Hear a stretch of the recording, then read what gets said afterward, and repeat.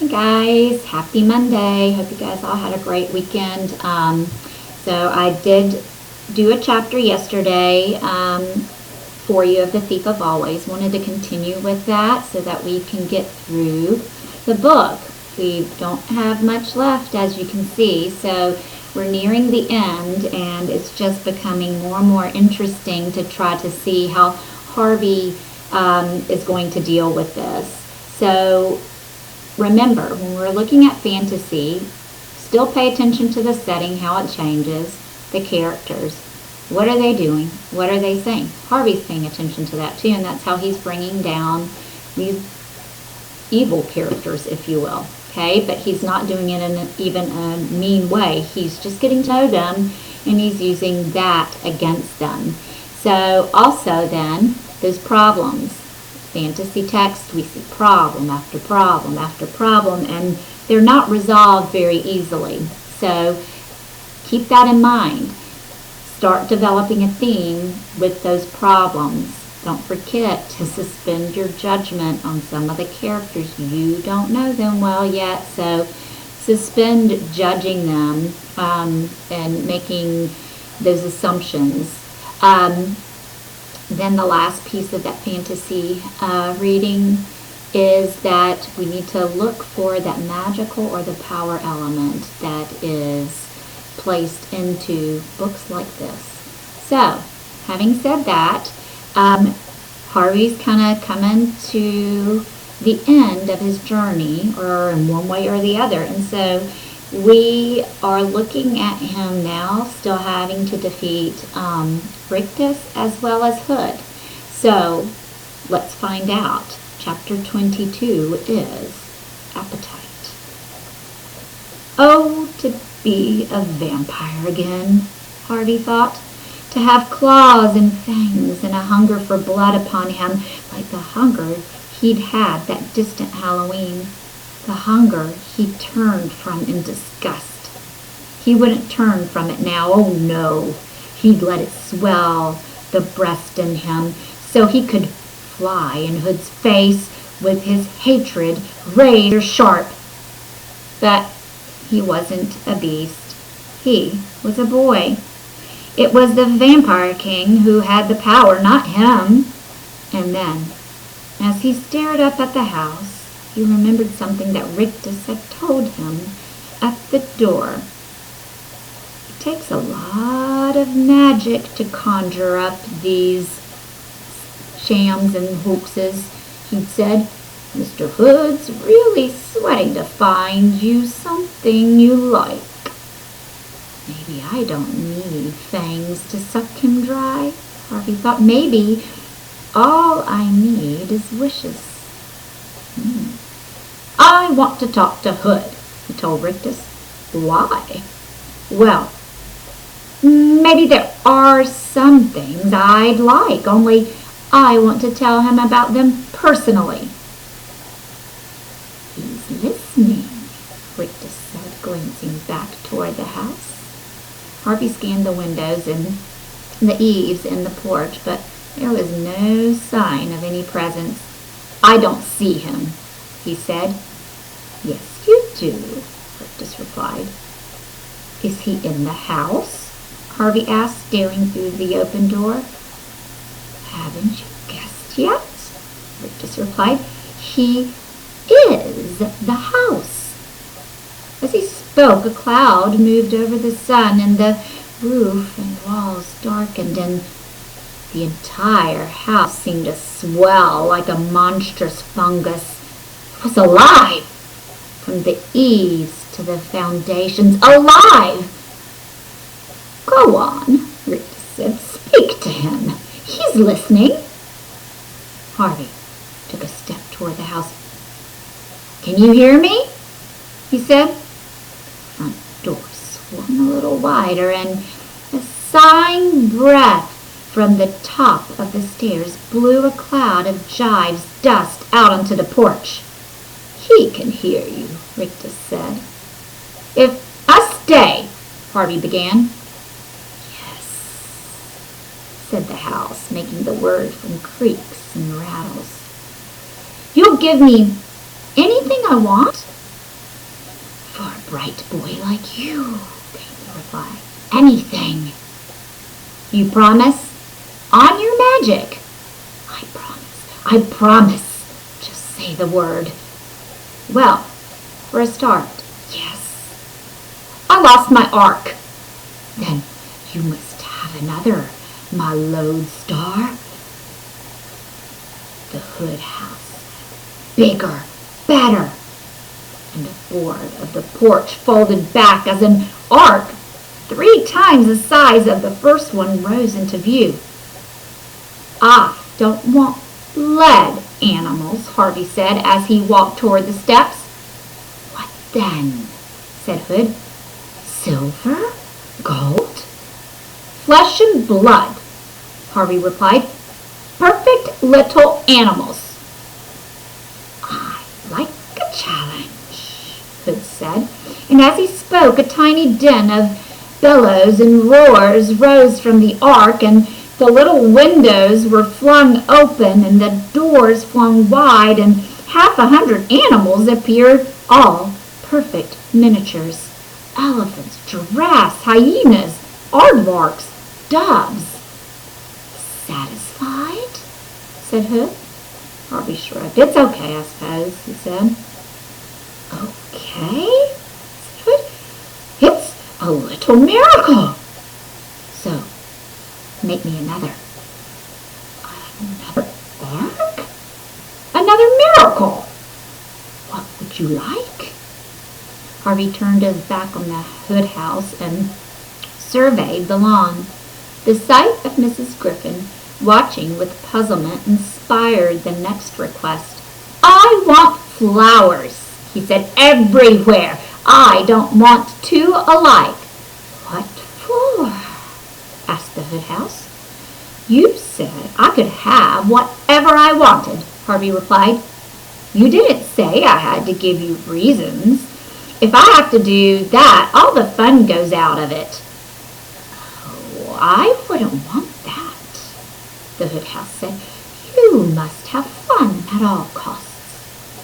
So, give me the flowers, Harvey insisted. The lawn began to tremble, as though a minor earthquake were underway, and the next moment, countless shoots pressed up between the blades of grass. Mrs. Griffin began to laugh with delight. Look at them, she said. Just look. It was quite a show. Tens of thousands of flowers bursting into blossom at the same time. Harvey could have named a few of them if he'd been quizzed. Tulips, daffodils, roses. But most of them were new to him, species that only bloomed at night on the high Himalayas or on the windswept plateaus of Tierra del Fuego. Flowers with blooms as big as his head or as small as his thumbnail. Blooms that stank like bad meat or smelled like a breeze from heaven itself. Even though he knew it was all an illusion, he was impressed, and he said so. Looks good, he told Hood house.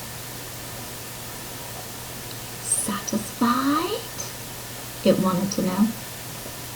Was its voice a little weaker than it had been earlier? Harvey wondered. He suspected it was. He showed no sign of that suspicion, however. He simply said, We're getting there. Getting where? Said the Hood house. Well, said Harvey, I guess we'll know when we arrive. A low growl of irritation came from the house, shaking the windows. 1 or 2 slates slid from the roof in the windows and smashed on the ground below. I'm going to have to be careful, Harvey thought. Hood's getting angry. Rictus echoed that thought. I hope you're not stringing Mr. Hood along, he warned, because he doesn't like that kind of game. He wants me happy, doesn't he? Harvey said. Of course. So, how about something to eat? The kitchen's full, said Rictus. I don't want pies or hot dogs. I want He paused, ransacking his memory for delicacies he'd heard about. Roast swan and oysters and those little black eggs. Caviar? Rictus suggested. That's it, I want caviar. Really? It's disgusting. I still want it, said Harvey. And frog's legs and horseradish and pomegranates. The meals were already appearing in the hallway, plate upon steaming plate. The smells were tantalizing at first, but the more dishes Harvey added to the list, the more sickly the mix became. He rapidly began to exhaust his menu of real meals, however, so instead of giving the house easy recipes like meatballs and pizzas, he started to invent dishes. I want crawfish cooked in cherry soda and horse steaks with jelly bean sauce and Boston cream cheese and pastrami soup. Wait, said Rictus, you're going too fast. But Harvey didn't stop. And pumpernickel stew and snail fudge with pig's foot clusters.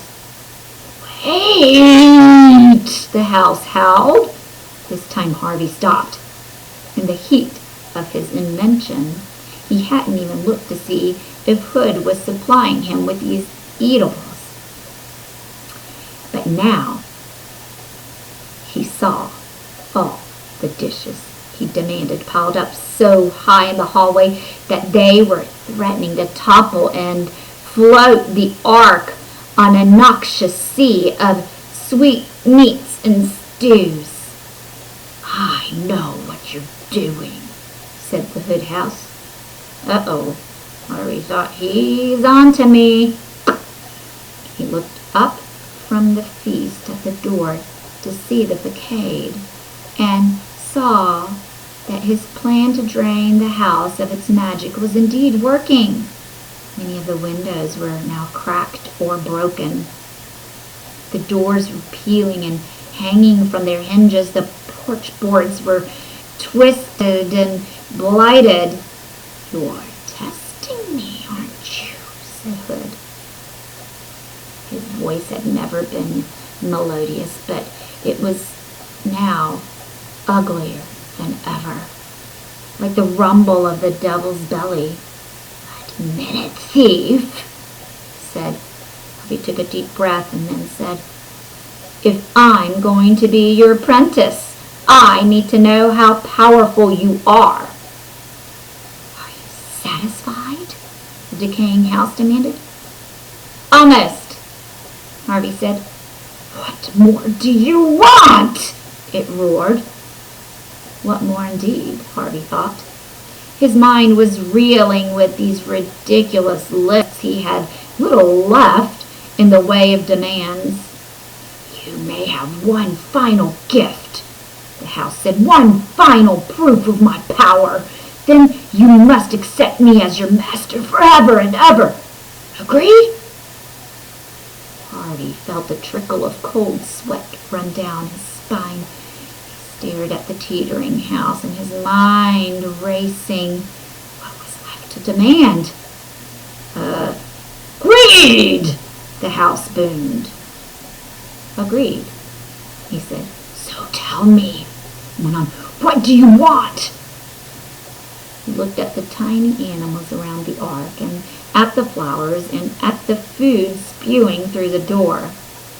What should he demand?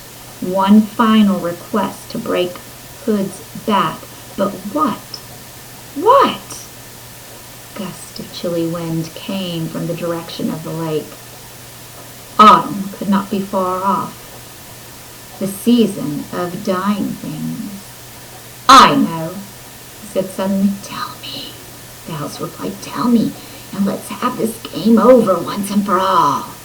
I want your bright soul under my wing, little thief.